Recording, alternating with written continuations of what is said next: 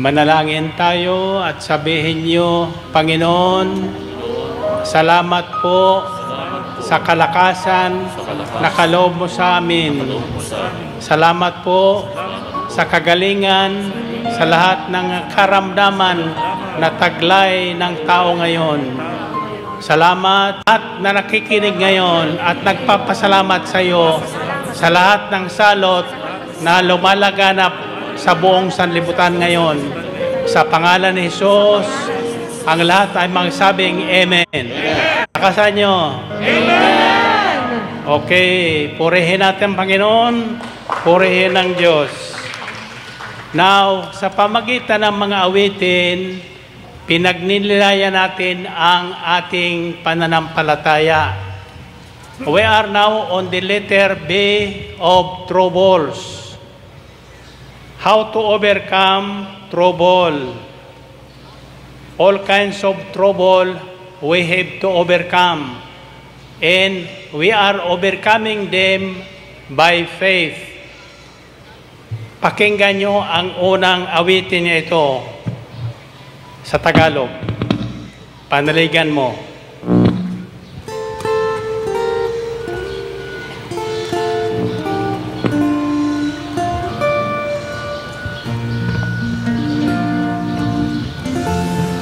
Panaligan mo sa Purihin ang Panginoon. The first B of our password stands for believe. Believe God loves you according to John 3:16. For God so loved the world that He gave His only Son, that whoever believes in Him shall not perish, but will have eternal life. Ayan ang pag-ibig ng Diyos, hindi nagtatampo. Kahit siya na bigo sa ating pag-ibig, sa kanyang salita, hindi siya nagtatampo. Marami sa atin ay binibigo ang Panginoon. Kung pag nilalayon nyo ang awiting na narinig natin, iyan ay awit para sa atin ng Panginoon. Remember, God loves each one of us. Mahal tayo ng Diyos. At hindi siya nagtatampo, bagamat sinasawi natin ang kanyang pag-ibig. Now, listen to this song. Our response will be, come, the letter B. Dahil sa iyo.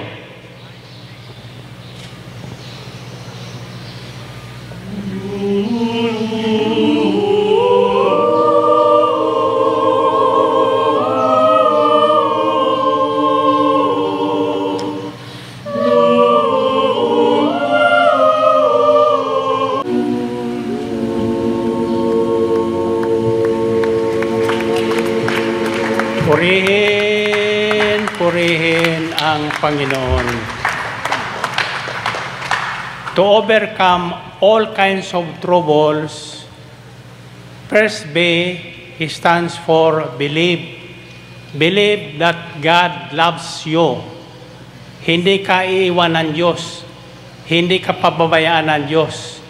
Tanging ang Diyos ang ating pag-asa at sandigan. Sa lahat ng trials and troubles of this world, God will never leave us because He loves us so much. The second B stands for become what you believe. Become what you believe. 1 Peter chapter 4, verse 16 says, however, if you suffer as Christians, do not be ashamed, but praise God that you bear that name. Matthew 5:48 says, be perfect therefore as as your heavenly Father is perfect. Now, we should become what we believe. Tularan natin ang Diyos. Dahil sa Kanya, tayo ay nabigyan ng bagong buhay, naganap at kasiyasiya. Dahil sa Kanya, tayo ay nakatayo ngayon. Dahil sa Kanya, tayo ay nagpupuri ngayon.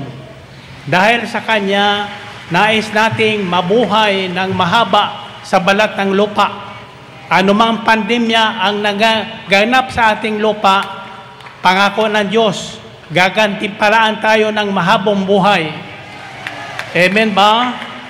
Purihin natin ang Panginoon.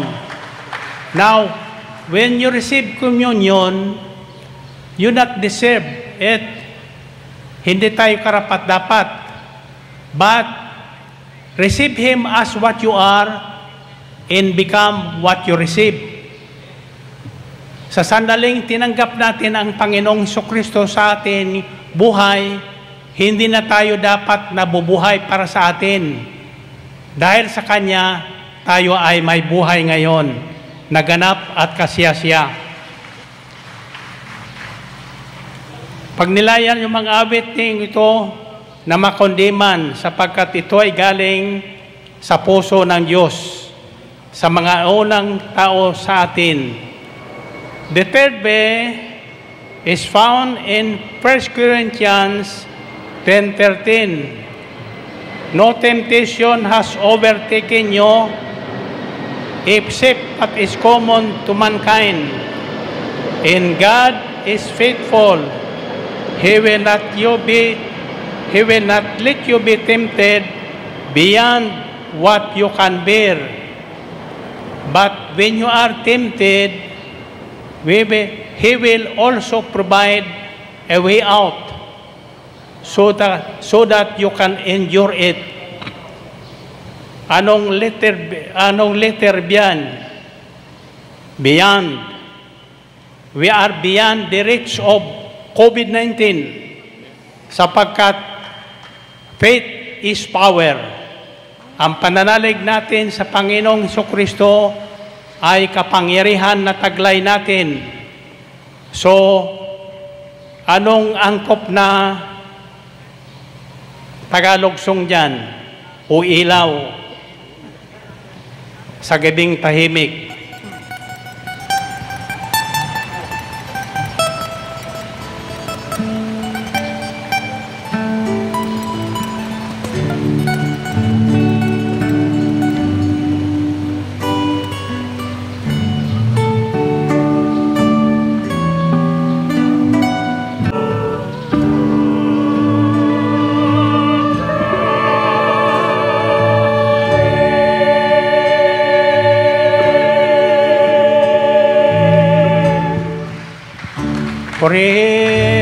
Purihin ang Panginoon. The third B stands for beyond. The first B stands for believe. God loves you. The second B stands for become what you believe.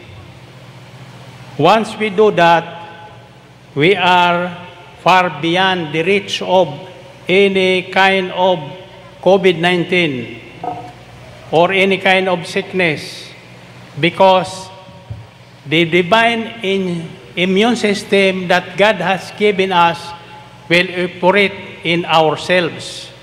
That is found in 2 Corinthians 1 verses 8 to 10. We do not want you to be uninformed, brothers and sisters, about the troubles we experienced in the province of Asia.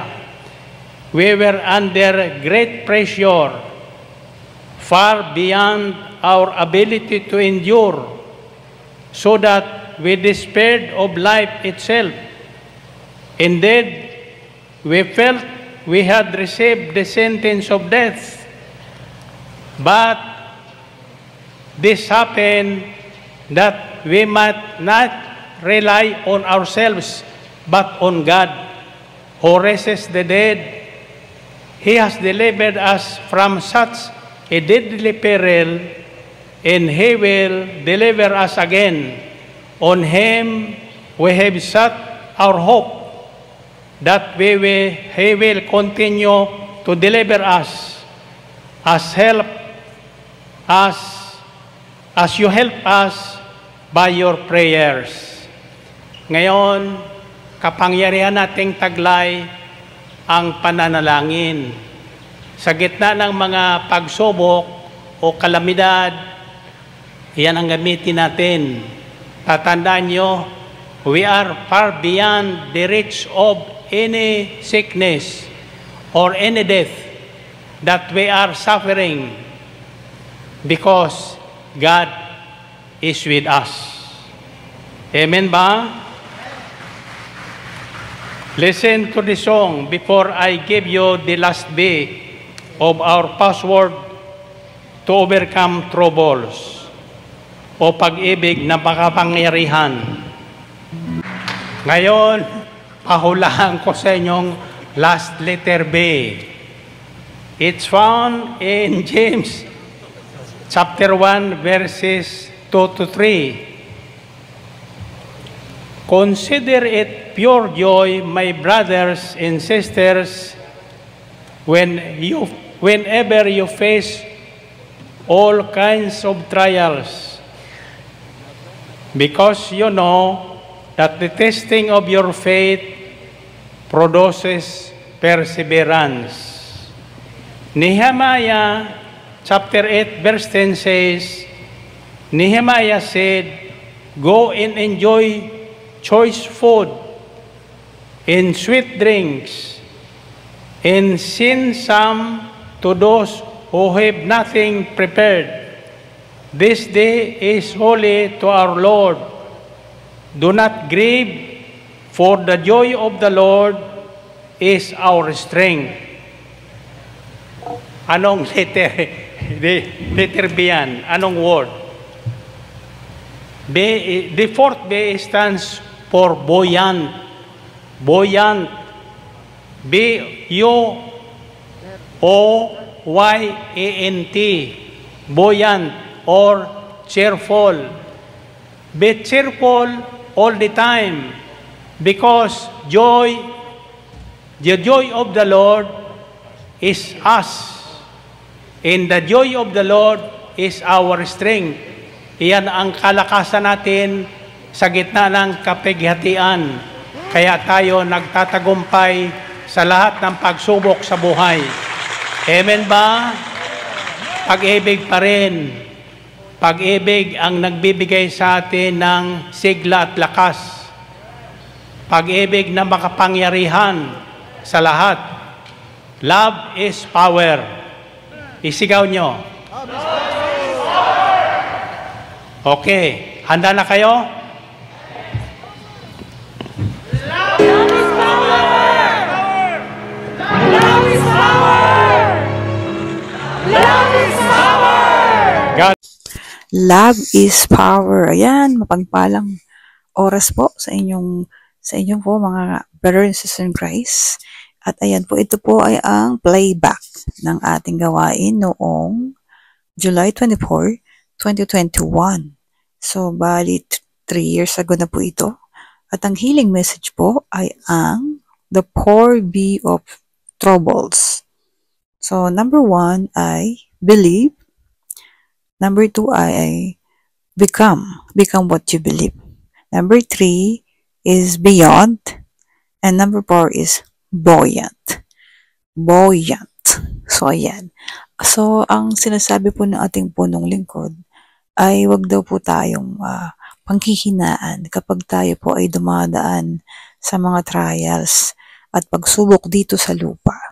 Katulad ng ating punong lingkod, na siya ay dumadaan pa rin sa depression, na bagamat siya ay nakikita natin na matibay, matatag sa salita ng Diyos, pero dumadaan pa rin talaga siya sa depression at anxiety. Pero ang sabi nga po ng Biblia, consider pure joy, my brother and sister in Christ, when you are facing trials of many kinds, because the testing of your faith produce perseverance. So, ayan. So, perseverance po in Tagalog ay tiyaga or pagtitiyaga or sigasig. Kasi pag nalalampasan natin ang mga problema, trials dito sa lupa, nagkakaroon po tayo ng kalakasan, katatagan. O, di ba? Di ba po pag minsan po, pag yung kamay natin nagkakakalyo na minsan sa trabaho or sa mga routine na ginagawa natin. Yung kalyo, tumitigas na at hindi mo na nararamdaman yung sakit. Alam mo yun, parang immune na siya sa sakit. So, yun, parang lumalakas po tayo. Alam niyo po ba yung ibig kong sabihin? Na, because meron tayong Diyos na nagpapatibay at nagpapalakas sa atin. Amen po. At muli po, ang complete video po ay nasa comment section kung nais niyo pong panoorin ng buo at pakinggan ang mga healing song na binigay po ng ating punong lingkod sa gawaing ito. Just click to, go to comment below. Nandun po yung link, ilalagay ko po yung link para mapanood niyo po ng kompleto. At muli po, nag-aanyaya ang ating gawain na patuloy po tayong dumalo every Tuesday and Saturday sa Sukat Parañaque, San Dionisio, dyan po sa Amble Grounds, at syempre sa Amor Solo Prayer Meeting po, Monday, Wednesday, Thursday, and Friday po yan, sa Amor Solo, 118 Amor Solo Building, Legazpi, Makati City. Ayan. Maraming salamat ka-Pray Partners and see you sa next video.